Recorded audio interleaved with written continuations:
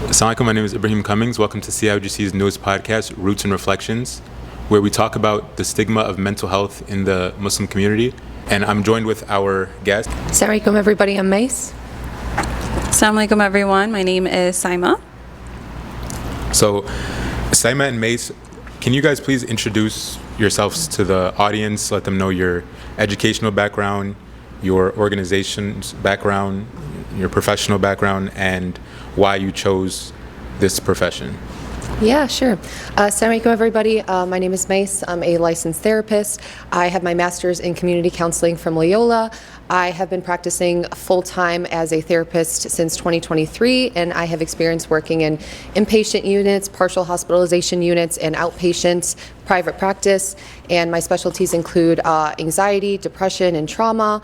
But I've also worked again with patients who are a lot more higher risk. So I've also worked with suicidal ideation, homicidal ideation, psychosis. I have been with Project Taqwa fairly new. I've been with you guys for the last 6 months, alhamdulillah, and going absolutely amazing. What made me want to go into the field? So I actually originally wanted to be a teacher, and then when I was 18, I got a job at a daycare, and I was like, no, this is not it. No shade to teach, you guys make the world go round, but it just wasn't for me. And subhanAllah, at the time, I was actually doing a junior high program at my local masjid, and I had this like weird phase where it was a couple weeks of kids just wanting to talk to me about their problem. I'd take them to the back of the masjid, and we would leave the program, and I would just listen to them vent. And I was 18, I was just winging it at the time. And then after a couple weeks of quote-unquote sessions, I walked out the back doors, and I saw one of my best friends and team members at the time, and I was like, I want to be a therapist. She was like, really? And I said, yeah, I want to be able to be a resource for the Muslim community. And that's really when I fell in love with the dynamic of counseling. And so here we are years later, and still going strong, alhamdulillah. Alhamdulillah. Saima? Yeah, it's amazing. I actually didn't know that story, so that's amazing. Okay, so I was telling them before that I haven't been asked this question in a while, but my educational background, I have a master's in clinical psych, and I've been practicing for about 4 years now. I work in private practice. I'm a trauma therapist, so I work a lot with like acute stress disorders, PTSD, and I do mostly individual counseling with mental health issues such as anxiety, depression, relationship issues. I see a lot of students. I only see adolescents and adults, so anyone like 13 and up is my kind of my scope there.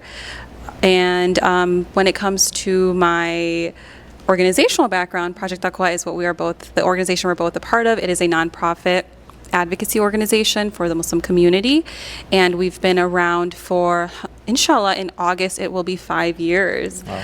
Yeah, alhamdulillah, it'll be 5 years, and we mainly work with the Chicagoland community. It's really about destigmatizing mental health, seeking help, reporting, bringing resources to the communities, whether it be masajids, whether it be university MSAs, whether it be different agencies. Really, we're trying to target as many communities as possible and meet communities where they are at is actually the goal here. Now, to answer your last question, why I chose this profession.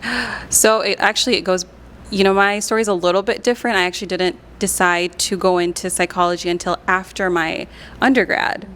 So I was not a psychology major in undergrad, and I went through this whole self-exploration, career exploration journey after I graduated, where I saw a career counselor, which was kind of unheard of at the time, and kind of just did some digging and wanted to figure out where my strengths lie, and then started off with teaching, and then I kind of worked my way around like, what do I want to teach? And it was psychology. Then I was like, it was about like, how do I get there? And then I decided on the clinical psych.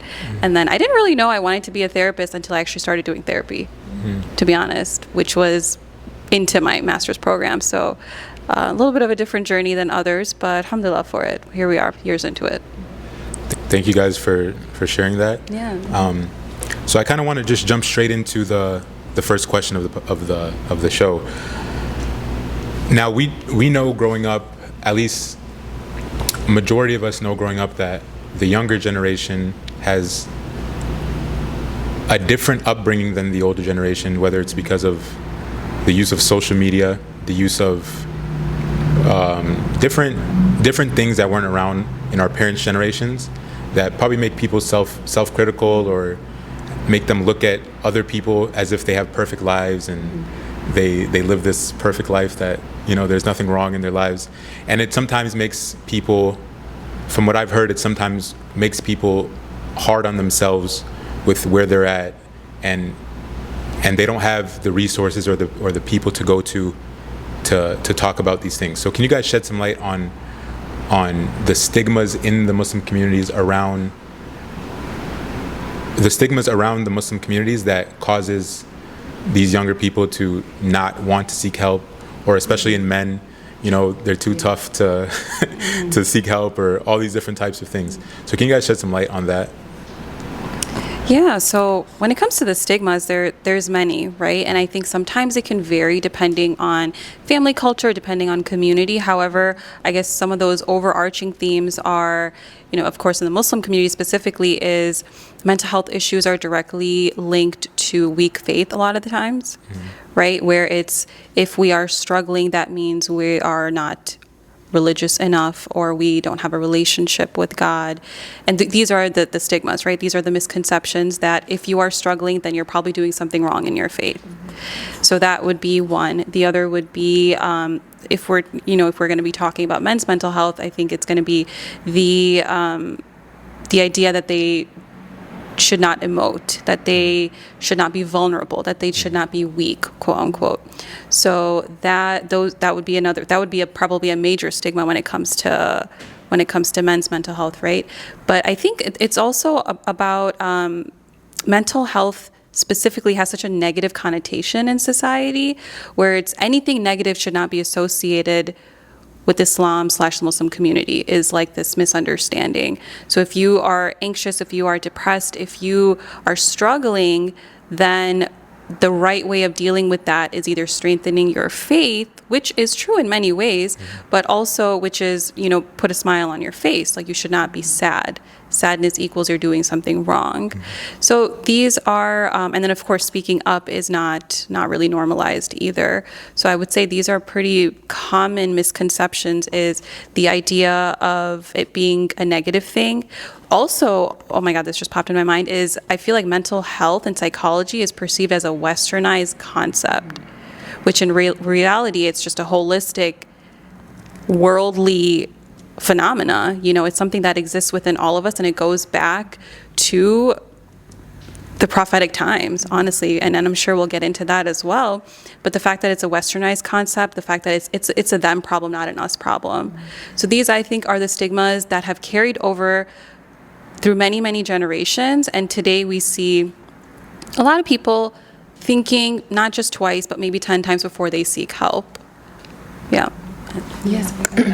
I'll go ahead and jump in and kind of zoom in on one of the things that Saima said. I do think the biggest one that I've seen with people in my community, but then also clients that I have that are Muslim, who say that every single person in their lives, or majority of the people in their lives, are making them feel like something is wrong with them because they're experiencing anxiety, because they're experiencing depression or intense sadness, whatever it is that you want to call it, or they have very low self-esteem because of their upbringing, because of childhood trauma, or just because of different things that they've experienced in life that, like you said, have really knocked them down, and that can be social media.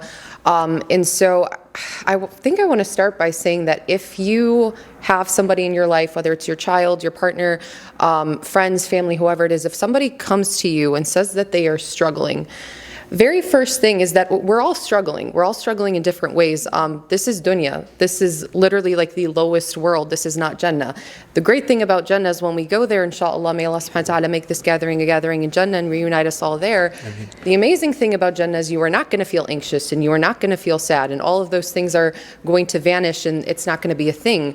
But when you're here, it's very much going to be a thing. And so when you have somebody that comes to you and is vulnerable, and, you know, when people come to you and they're in a vulnerable state, there's also a lot of shame that they're experiencing, and all they need is for somebody to validate, and all they need is for someone to listen. When you tell somebody something like, oh, just go pray, or one I've heard a lot is like, just read Surah Al-Ikhlas a couple of times and everything will vanish. You are telling somebody that if you just do these things, then everything is going to be okay and you are not going to feel sadness, when that literally goes against what Allah tells us, because Allah tells us in the Quran that He is going to test us. And the tests are on the surface. It's things like financial issues or marital issues or not feeling like you connect with people or low self-esteem or divorce or whatever it is that you might be experiencing. Yeah, that's a part of it. But I think one thing that people don't really factor in is that the aftermath of all those things, the grief, the loss, the pain, the sadness, the loneliness, the isolation, the depression, the intense sadness, those are also part of the test, and that is a part of life. So when you tell somebody that if you just pray and if you just read Quran that everything is going to be okay and you won't feel anything, well, then you're denying them the opportunity to, the part of the human experience. They're not being allowed to feel, because Allah doesn't promise us that we're not going to live a life that doesn't have sadness, that doesn't have anxiety. Not to make it sound like it's all doom and gloom. We're going to have good times, inshallah. Allah subhanahu wa ta'ala is the most giving and He's the most merciful. But Islam and Iman, and this is something we'll get into, I know, inshallah, a little bit later, it isn't supposed to take away your sadness. It's supposed to help you navigate through it. It doesn't mean that there won't be storms. It just ensures that you are not going to drown to the bottom of the ocean. And so when you say something like that to someone, I think it's something that could also be pretty detrimental to someone's iman, because again, if someone's coming to you in that moment of vulnerability and they just want to feel heard, and you say, just go pray, well, the person could be praying and then they're going to feel like, well, I did that and it's not working. And that's when people start to turn on Allah subhanahu wa ta'ala, start to have negative thoughts about Allah subhanahu wa ta'ala, and that ends up making them feel more isolated than they probably already felt. So that's definitely a very, very big one, and we got to step it up with that, you guys. This is not working. So and it's an amana on you when somebody comes to you and they're entrusting you with their fears and their problems. This is an opportunity for you to hold space for people, just like the Prophet ﷺ held space for people. I mean, this was, say peace and blessings be upon him when you hear his name, this was the most emotionally intelligent human being there ever was. This is a person who knew how to validate, who knew how to listen, and he helped people use those moments to get closer to God. But also when people approached him with mental health issues, he listened. So listen and validate, and after you hold space for people, that's when you can throw it in there of, this is how you can use Islam to cope. But shaming people into that, I mean, that's just going to make us more divided, and yeah, not good for the soul. Thank you guys. That was very, very insightful, and I definitely agree with you guys on a lot of the points you guys made, especially the point that a lot of times people do say, go make salah, go, fulfill your religious duties, which is mandatory on everybody to fulfill their religious duties. So I read that there's an argument that some people have to the points that you guys are making is that each of the 5 pillars of Islam is meant for us to, as kind of a disassociation from the world, in a way. Like, for example, giving zakat is a disassociation from your wealth. So don't hold on, don't worship your money, don't all these different types of things. Fasting is a dissociation from your hunger. Your salah is a dissociation from the time that you spend throughout the day to whatever you're doing. Okay, 5 times a day I have to break from whatever I'm doing or wake up and fulfill my. So people say that those, if you have all your 5, if you're on top of all your 5 pillars, and you're on top of them, that you wouldn't have time to be so associated and so attached to the world that you wouldn't have mental health issues. Now, I don't know how valid this argument is, but it is the point of a lot of people. Do you guys think that mental health issues come from the strong association to the things that we have, whether it's money, time, age, whatever it is? That is a loaded question.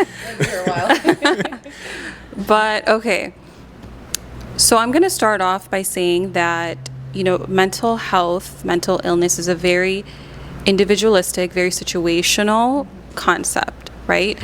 I don't think as a therapist myself, I really try not to generalize that, this is why people are struggling in this day and age, and this is why society is where it's at right now, because truly I don't know. Each one of my clients has a different backstory, and something has led them there. They have external triggers, they have internal triggers that have led them to where they are right now.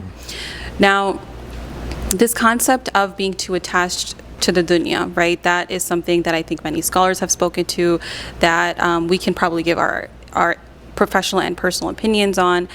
But if we were to, I'm going to stray away from that for a second and talk a little bit about, clinically, if I were to help somebody that is struggling with mental health issues, and if they were following all 5 pillars, would they still be struggling? Is essentially the question, right? Yeah. If you're doing everything right, you're covering all your bases, why am I still feeling sad?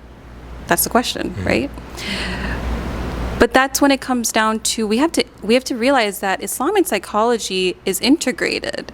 It's not 2 separate beings. Like, of course, there's Western psychology, and the way it is promoted is that, if you're depressed, you should do X, Y, and Z. If you are feeling anxious, you should try mindfulness, meditation, grounding techniques. You should maybe go on medication. That's what we read in these self-help books. That's what I have learned throughout my education. But I'm noticing now, as I'm learning more, is that there's so much overlap. We talk about meditation, right? Meditation is a concept in a lot of the therapy styles. Now, if we look at Islam, Salah is meditation, right? Doing dhikr is meditation. Now, all of these, there's so much overlap, and if you're doing one, then the other is also being benefited. That is true. That is true. If you're working on your deen, you are also working on yourself.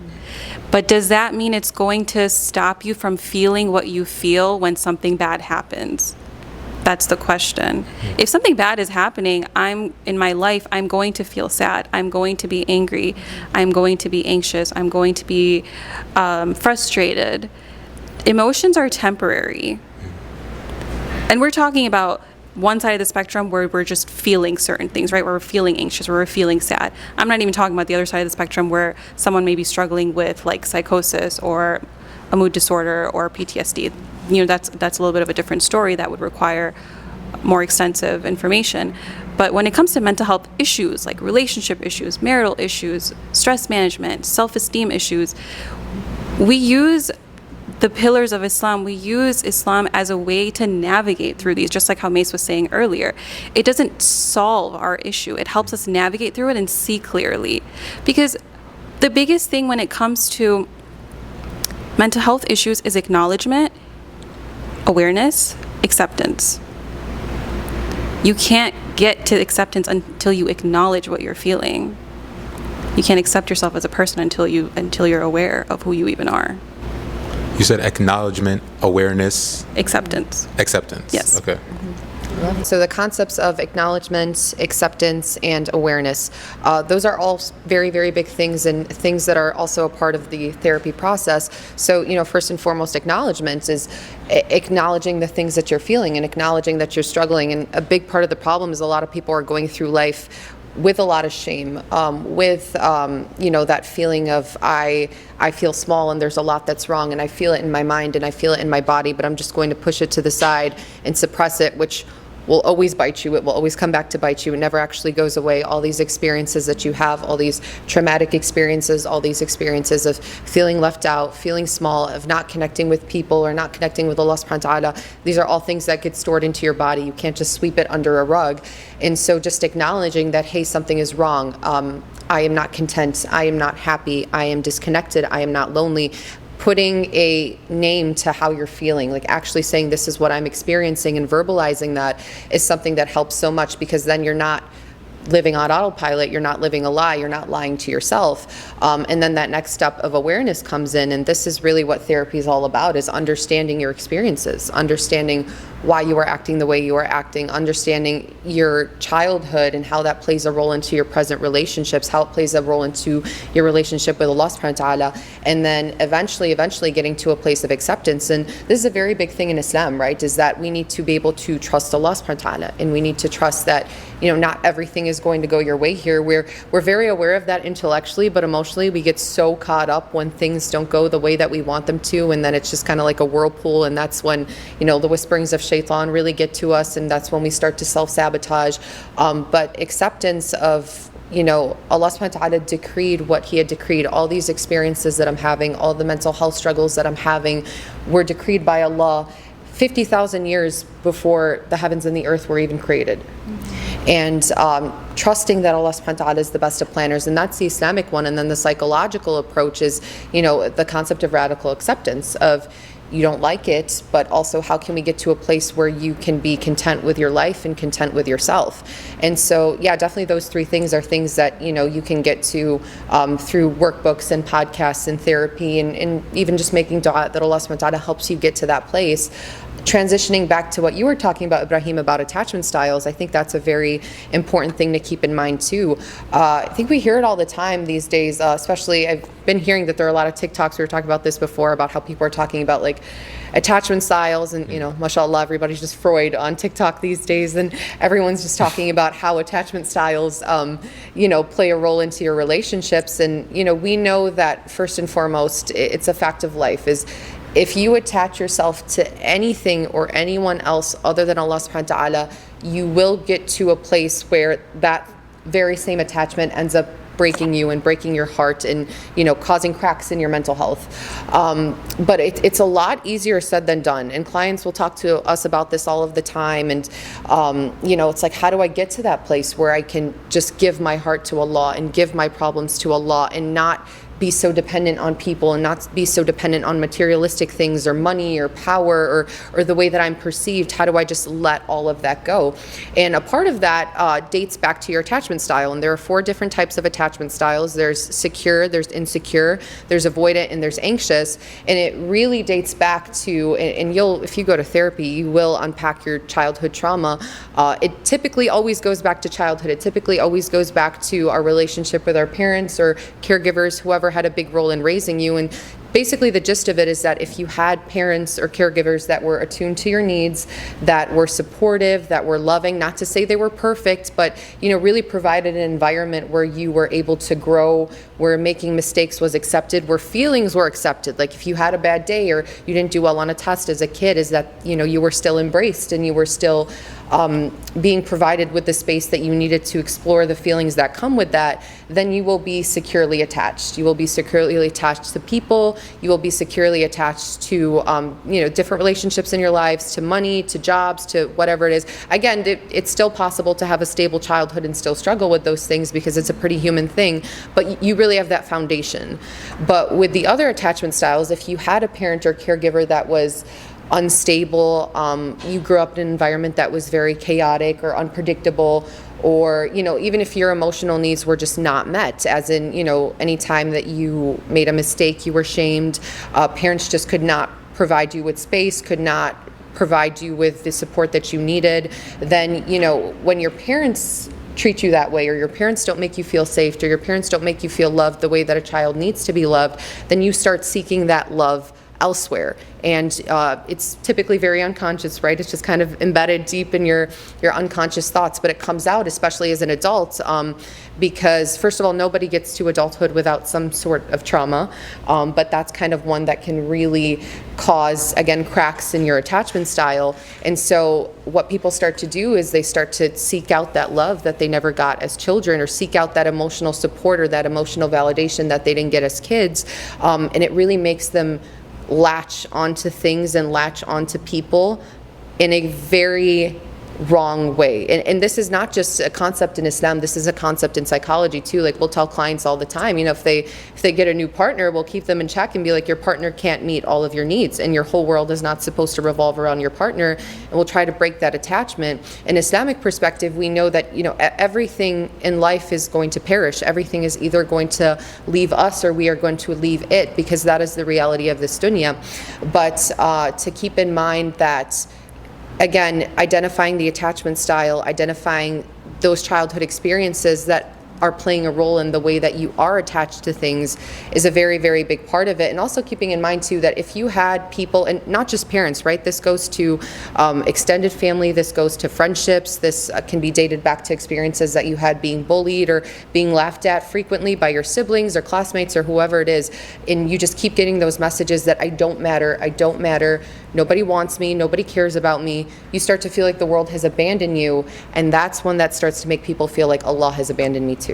And that's what can cause cracks in that connection with him and that connection with people, and that's what causes that isolation. And when you are isolated and you are struggling and you are anxious and you are not seeking help for it, that is the perfect time for shaitan to just prey on you and make you feel like everything is doom and gloom, nothing is ever going to get better, and really traps you into that mindset. So, keeping in mind that if you are having trouble trusting people, or if you are gripping onto people or things so tightly, the same area of your brain that is needed to activate when you trust people is needed when you trust Allah subhanahu wa ta'ala. And so trying to identify is like, where did that go wrong? Why am I gripping on so tightly?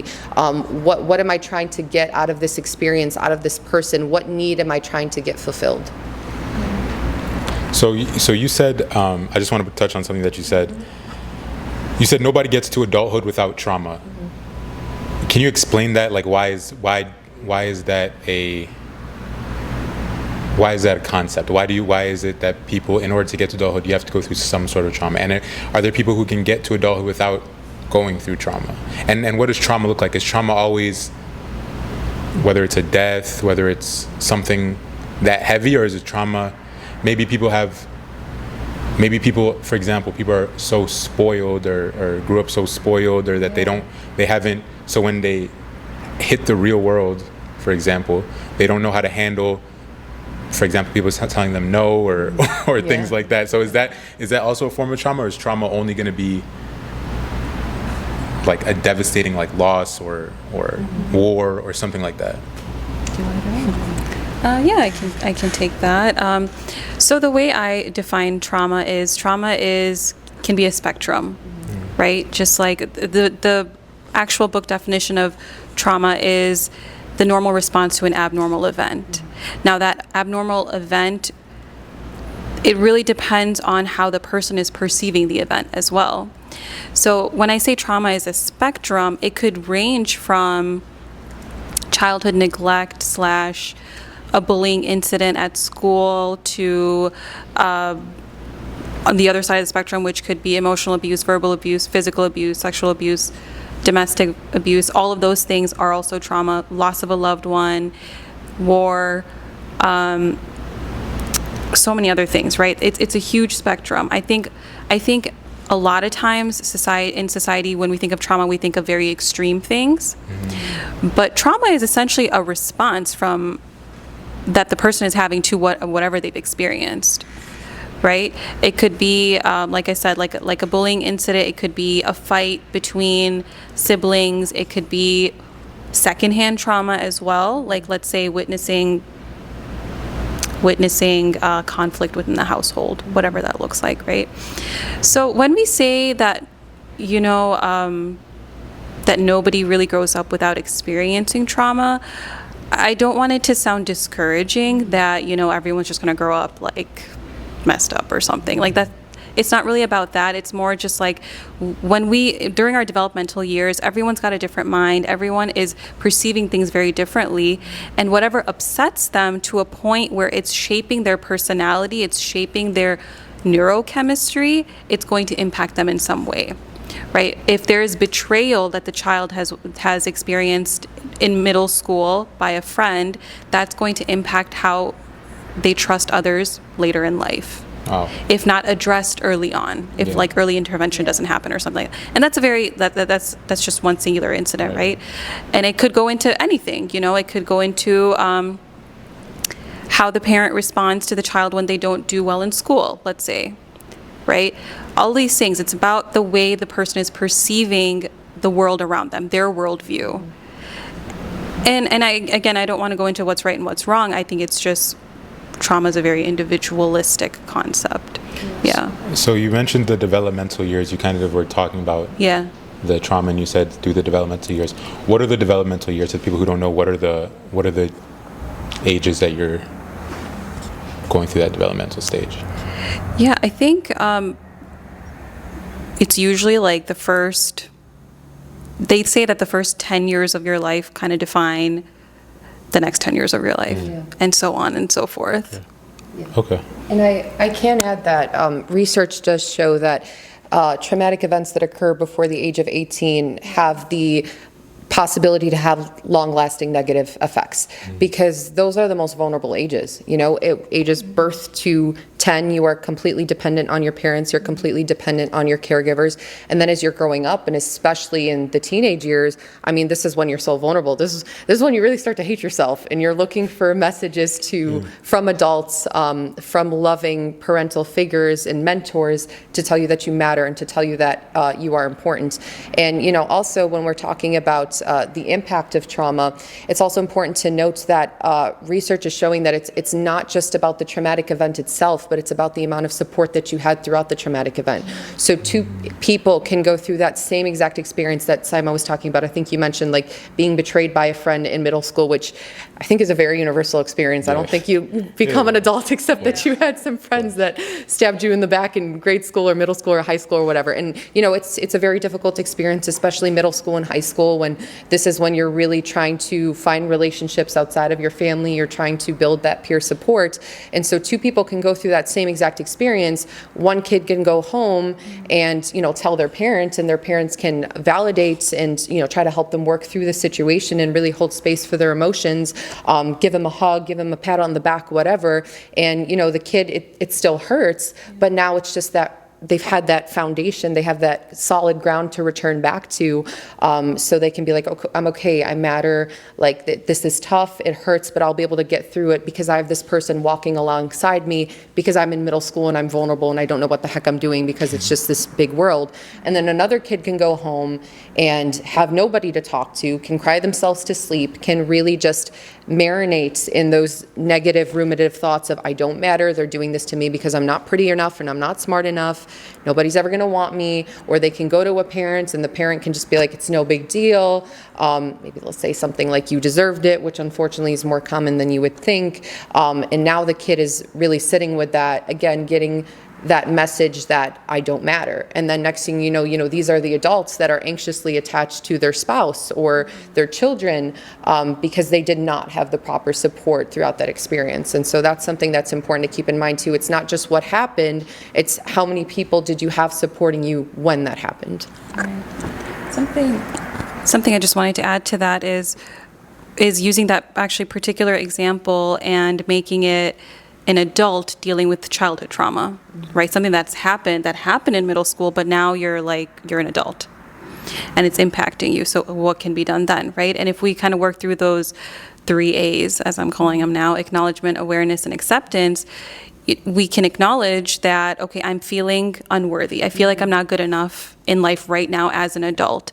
Now we start doing that unpacking, start doing that trauma work. The awareness is, oh, I've had these experiences when I was younger where this certain thing happened, I was betrayed, and I started having trust issues, and those kind of translated over into my adulthood. Now there's that awareness piece.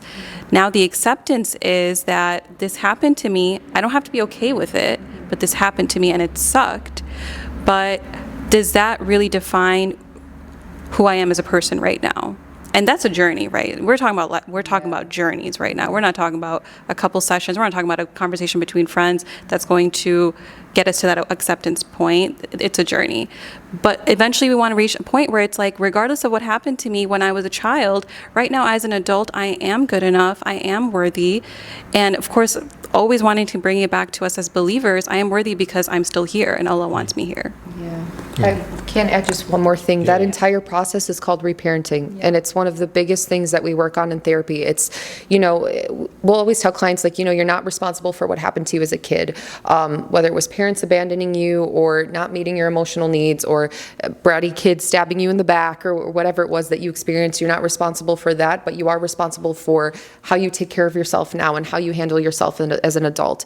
And so when we talk about the concept of reparenting, it's something that is so healing, because what you do is there's this idea that each and every single one of us has an inner child, right? That child that lives inside of us, those experiences that we had from birth to 10 or 10 to 18, and again, those very vulnerable ages. And if we didn't get that proper support, that child stays inside of us and they're waiting to feel seen and heard and appreciated and accepted and get those core human needs met, because they didn't get them met in childhood. And so the idea is, okay, you didn't get to have that as a kid, and as a kid you were powerless, and you didn't have the ability to think, control your thoughts, verbalize the way that you were feeling. But now as an adult, you can give yourself the things that you didn't have as a kid, and you start to be protective over those versions of yourself. And then it's not to say that those versions of yourself go away, but now they're being nurtured the way that they were not nurtured during that period of time in life. So, touching on the idea of trauma and how trauma is, I guess, perceived by us, we want to tie this into the story of Musa alayhi salam, where in Surah Taha, which is a dua that a lot of us know.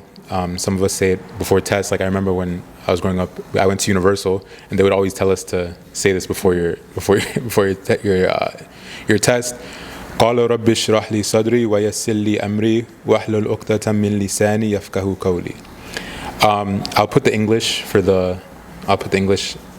on the subtitles, but basically Prophet Musa is asking Allah subhanahu wa ta'ala to untie the knot in his mouth, and basically asking him, again touching on what you were saying earlier, awareness, acceptance, what was the other A? Acknowledgement. He's acknowledging that this is a point where he can't, this is beyond him, he's tying it, he's making a dua to Allah.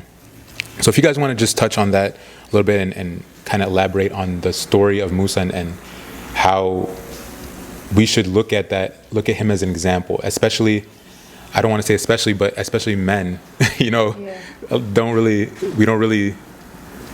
we kind of think we can do it all, So I just want, if you guys could touch on that would be great. Yeah, for sure. Bismillah ar-Rahman ar-Rahim. That is one of my favorite surahs in the entire world, and I'll start by saying that if you reach a point, or not if, when you reach a point where you feel like your life is going up in flames and your mental health is trashed, that is an absolutely amazing surah, because it really highlights Prophet Musa alayhi salam's anxiety throughout it. But he is also the prophet that is most mentioned in the Quran, and subhanAllah, I find him to be the most relatable prophet, because if you look at his story, he was an anxious human being, and he had a lot of points in his life where he felt like the walls were closing in, where he felt completely trapped, or he felt like, things were just getting tougher and tougher and tougher. And this is really where a lot of people's mental health tends to struggle, right? It's just when you're trapped in that moment, when things are not going your way, where you feel misunderstood, where you feel lonely, where you're feeling anxious, that's when it can really start to feel like, oh my gosh, there's no way out. And that's when people start to sink into that sense of hopelessness. And Musa alayhi salam, we don't really see him sink into that sense of hopelessness, but we see that fear, and that fear is highlighted in so many places in the Quran. And if you look at the life of Musa alayhi salam, it's a very anxiety-provoking story. It's a very, very fearful story, and he is very vocal about his fear to Allah subhanahu wa ta'ala, and Allah subhanahu wa ta'ala doesn't put anything in the Quran without purpose. He tells us these stories to validate the fact that we all get scared and we all get anxious. And I know Saima's going to talk a little bit about what's the difference between like chronic anxiety and normal anxiety, but each and every single one of us feel anxious. Again, the great thing about Jannah is that we will not feel anxiety, but while we're here, there's always going to be something that freaks us out. And one of the biggest things that it boils down to is fear of the future. What is going to happen? And that's when we start to ruminate and we start to create worst case scenarios in our head, and we start living as if those worst case scenarios have already happened. So you're in the present moment, and the things that you're worried about haven't actually happened, but then you're emotionally paralyzed in the moment, living as if they did happen. And Musa alayhi salam, just to kind of give like a little timeline of his life, and to really highlight that anxiety and highlight that fear. First of all, we see that his birth, the early stages of his life, was anxiety provoking for his mother, right? Mm-hmm. So his mother has to put him in a basket. There's that fear, is my child going to live? Is my child going to be killed? That was anxiety provoking. And of course, we know that Allah subhanahu wa ta'ala saved him. We know that he has those moments of fear and anxiety when he punches the man, and the man ends up dying, and he leaves, and he's Egypt's most wanted. And there's that fear, and he ends up in the desert, and he has absolutely nothing. Like, there is absolutely nothing. He's in the desert. There is no sign of provision anywhere. And there's that fear of what's going to happen. And we know also that's when he makes the famous dua of Rabbi inni lima anzalta ilayya min khairin faqir. But in that moment, it's like, what's going to happen? And then obviously we know that in that same day, Allah blesses him with a wife, with a family, with a job. But that moment, he didn't know what was going to happen. We know that there's also that anxiety of when Allah subhanahu wa ta'ala starts talking to him, and he's given that hefty task of going to Fir'aun and challenging Fir'aun. And when Allah subhanahu wa ta'ala tells Musa alayhi salam to throw the staff and it turns into a snake, it highlights how he jumped back and he ran away. And there was that fear. And then there is that moment where, as you read Ibrahim, Rabbi Shrah li sadri wa yassir li amri, he reads that dua because he needs help, because there is that anxiety of, I'm going to talk to the biggest tyrant that the world has ever seen. And then there's also that fear. This is also in Surah Taha, where the magicians throw their snakes. And that surah tells us, فَأَوْجَسَ فِي نَفْسِهِ خِيفَةً مُوسَى, that there was some fear in his heart that was found. And there's just this pattern of fear and anxiety and fear and anxiety. And then eventually it gets to this point where we know the famous story where Musa alayhi salam and Bani Israel escape, and Fir'aun and his superpower army are chasing them, and then they end up behind them, and the Red Sea is in front of them. And then you get to this moment where you see Musa alayhi salam standing in that moment, and all of his people are freaking out, just as we all would, and they say, surely we have been overtaken. And Musa alayhi salam says, no, indeed my Lord is with me and he will guide me. And so we see that improvement of his mental health. We see those moments of anxiety. We see those human moments, and let that be a lesson to everybody. It's like, if Prophet Musa alayhi salam and all the other prophets and Prophet Muhammad sallallahu alaihi wasallam had those moments of anxiety and sadness and normal human emotions, we most definitely are allowed to too. And Allah tells us, again, these stories to validate those experiences. But going back to the story, we see, how does somebody go from being around a snake and he jumps back and he can't handle the snake, to taking on one of the most anxiety provoking moments in history and not even flinching? It's because, first of all, he allowed himself to feel that anxiety. We don't see it in the Quran where Allah says, you're not allowed to feel this way. Allah subhanahu wa ta'ala tells him, do not be afraid, I am with you. But in no way, shape, or form is it invalidated. And so we see how all of those experiences that he had served as the training wheels to being able to get to a place where he fully and completely trusts Allah subhanahu wa ta'ala. And so, to apply it to our own lives, everybody's going to have moments where they're fearful. Everybody's going to have moments where they're anxious, men and women. You guys are no exception. Last I checked, we're all human beings. So I don't know who said that you guys have to, well, it's society, that's who said it, that you guys have to have it all together. And if anything, it can be more lonely and more isolating for you guys, because I think people kind of expect us to cry and expect us to be emotional and expect us to feel. And then for you guys, it's just like, keep it together. Everything needs to be kept together. And you suppress and you suppress and you suppress. But, you guys are human just like us. And Musa alayhi salam was a man, and Musa alayhi salam felt anxiety. And so, to kind of wrap it all up, is anxiety is a normal part of life. But just like Musa alayhi salam, what we want to do is we want to take those moments of anxiety, we want to let ourselves feel, we want to acknowledge, I am feeling anxious. And you'll see Musa alayhi salam tell Allah subhanahu wa ta'ala in the Quran that he is feeling this way, acknowledging it, being aware of it, and then saying, how is it that I can use this moment? How is it that I can capitalize on the rewards? Because every time that you feel anxious, every time that you feel sad, and you say alhamdulillah, and you say, as Musa alayhi salam said, indeed my Lord is with me and he will guide me, those serve serve as your building blocks to Jannah, inshallah. And so that is really just, when you read that story, it's something that's so validating to let yourself say, like, I'm going to feel, and I'm going to feel anxious, and that's a part of life. But just like Allah saved Prophet Musa alayhi salam, I have that same Lord, and He can also save me too, but I need to do my part, right? It's my efforts and Allah subhanahu wa ta'ala's help combined. So a large theme that Mace had mentioned in the story of Musa alayhi salam is God consciousness, essentially, right? If we talk about this concept of taqwa or even tawakkul, and it's about God consciousness, like we know the facts, right? And what God consciousness gives you, like essentially mindfulness, as we call it in psychology, is safety. When it comes to anxiety is essentially the fear of something, fear of a potential outcome that we don't know, fear of uncertainty, right? So when we have this, in his story, he had this God consciousness that I don't know what's going to happen, but it's going to be okay. So if we bring it back to just our day-to-day normal anxiety, we're constantly feeling like we don't know what's going to happen tomorrow, because we actually don't, and that is a fact. But how do we deal with that anxiety is, one, acknowledging it as an emotion. Anxiety is an emotion. We all experience it. And if I am feeling frustrated, and if I'm feeling like I'm not good enough because I don't know what's going to happen tomorrow, does not mean that I am not good enough, period. And I really want to bring up this concept of, and I encourage everyone to reframe their thought process like this, is distinguishing between feelings and facts. It's very important, because feelings are temporary. They are not facts. A lot of times, even through like the trauma work, I work through clients who their negative cognition will be, I'm not good enough, I'm unlovable. And the journey, throughout their healing journey, we want to get them to a point where their adaptive thought is, I have value and self-worth regardless. And that is the fact, right? I may be feeling like I'm unworthy right now in this moment, but does that mean in life I'm an unworthy, worthless person? No, because if I was unworthy, I would not be here. I would not have this higher purpose. So when it comes to anxiety and how we train our minds and reframe our minds, it's very important to distinguish between an anxious thought and the reality of the situation. And again, that is a journey, right? And the anxious mind will go through, physical symptoms, mental and emotional symptoms that occur, and then, they have to monitor, navigate through those symptoms, and get to that point where they can logically distinguish between feelings and facts. So I guess that's what I wanted to add on to the story of Musa alayhi salam, is the God consciousness piece of it. The more aware, the more present we are in the moment, and we know Allah subhanahu wa ta'ala is there for us, the easier it'll be for us to combat our anxiety.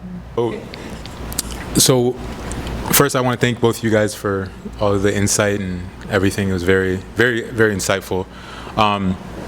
So just to kind of wrap things up, what do you guys believe that we as a community, we as young people, we as just the Muslim community can do to better the ideas around mental health, or make it an easier conversation to have for people? Or maybe not easier, because it's not an easy conversation to have, but a more frequent conversation to have. What is it that we can do? Yeah, thank you for having us. I'll just share something personal. When I was 14 years old, there was a high school program that started at my local masjid, and it was a weekly thing, and it really ended up serving as like the foundation of everything for me, like the foundation of my Muslim identity, foundation of me growing into myself, the foundation of so many of my friendships were nurtured in spaces like that. And I think when you start to hit that age, you really need to find a place where you just feel at home, and where you feel like I can always come back to this space. And again, that can be found in Salah, and that is found in Quran, but also very important to make sure that you have an actual physical location. And even for parents, making sure that you are presenting Islam to your children in a way where it's not just a set of rules and it's just you have to do this and you have to do that. It's helping people understand, helping your children understand how beautiful this deen is and how blessed we are. I mean, Islam is like a roadmap to superior mental health. It doesn't mean that the road isn't going to have bumps in it. It just means that you, inshallah, will still be able to glide and you'll still be able to keep going. And so creating that space at home, and then also making sure that your children and yourself have spaces that you can retreat to, where you feel recharged and you feel rejuvenated and you feel at home. Yeah, absolutely. And I just wanted to add that the importance of compassion, self-compassion and compassion for others, because we are flawed individuals living in a very flawed society, and that is just, it's just a fact, right? It is just a fact. And when we're able to do that self-reflection, when we're able to acknowledge all of these things that Mace mentioned as well, we're able to build compassion for others, whether it be our parents, whether it be our community leaders, whether it be all these flawed spaces, and then we can hopefully, open up our hearts and start that reform as well. Yeah. And I think just one thing to add to, and just something very important to always remind yourself and always for us to keep reminding each other, is that no matter where life takes us and no matter how hard things get, is that Allah subhanahu wa ta'ala has a plan for each and every single one of us. And Allah subhanahu wa ta'ala is al-wadud, and He loves us more than anyone else ever could. And He's got our backs. Nobody will have your back like Allah. Nobody will love you like Allah. Nobody will take care of you like Allah subhanahu wa ta'ala. And to know that we as believers, we never lose. Like if you look at the prophets and you look at the Sahaba, there's struggles with mental health, there's fear, there's intense sadness, there's anxiety, but you also see how they made it through the other end and how Allah subhanahu wa ta'ala blessed them in ways that they never imagined for themselves. And to know that also every single time that you struggle, every time you feel sad, every time you feel anxious, that is all reward for you, that is all hasanat for you. When you surrender to Allah and say, Ya Allah, like, I don't know where this road is taking me. This makes me feel very uncomfortable, but I trust you, and I trust that you are going to help me get through this. That is really how you build your akhirah, and that's why the trials are there, and that's why the tests are there. But to also take comfort that, like Saima said, right, emotions pass and times change and tables flip, and just because your life is difficult right now doesn't mean that it will forever. It just means that you need to utilize this moment right now to do the inner work, to heal yourself, to take care of yourself. Your body is an amana, your mind is an amana. Every time you do something like go to a community space, every time you do something like go to therapy, that is something that is an act of worship. And every time you do that, you are getting closer to Allah subhanahu wa ta'ala. You are, inshallah, using these experiences as building blocks to the highest level of Jannah, and know that just as Allah subhanahu wa ta'ala promises that we will be tested, He also promises us with ease. So we can just leave you guys with a couple resources before we head out. I can talk a little bit about Psychology Today. If you are on the hunt for a therapist, that is a great website. It's just www.psychologytoday.com. What's really great about this website is you can customize the therapist findings to your liking, so you can pick male or female, Muslim, non-Muslim, customize the insurance, customize different specialties that you might want to work with. Inshallah, that should be a helpful resource in helping you find the right therapist. Yeah, and it was our pleasure to be here today. We're super excited for you guys to start this. Inshallah, there will be so much barakah in the work that you all do, and the whole organization, the whole team. But just like May said, those are some resources if anyone is looking for a therapist. But any other information about Project Taqwa or the work that we do for the community, please check us out at projecttaqwa.org. Check out our social media page or on Instagram, which is also, I think, project.taqwa. And if you have any questions, you could always email us and reach out, and we're more than happy to help the community.